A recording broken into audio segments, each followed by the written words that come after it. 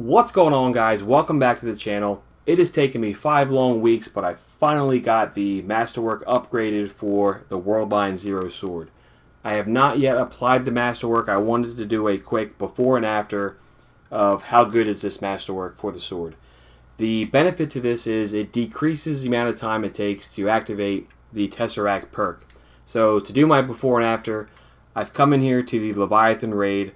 I've backed up to the very end here of this bridge, and I want to see how long it takes to activate the Temporal Sprint before I apply that Masterwork.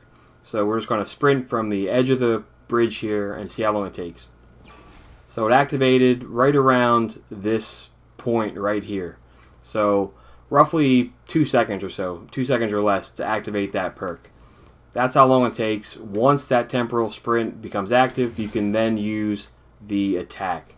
So let's go back to that starting point, and I'm going to apply the Masterwork, and we'll see exactly how quickly now it'll take to activate. Alright, so there we have it. The Masterwork has been applied.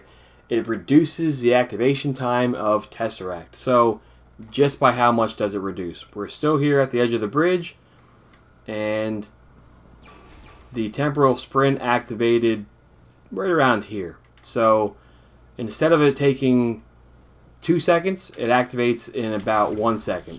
So what is the benefit to that? Well, really the biggest benefit, I think, is that you're going to see that in PvP, because the sword is not very powerful to use in PvE, and I think if you can have a quicker activation time for that Tesseract perk, you'll be able to use that attack much more often in PvP. So you saw right there I could use it pretty quickly in quick succession.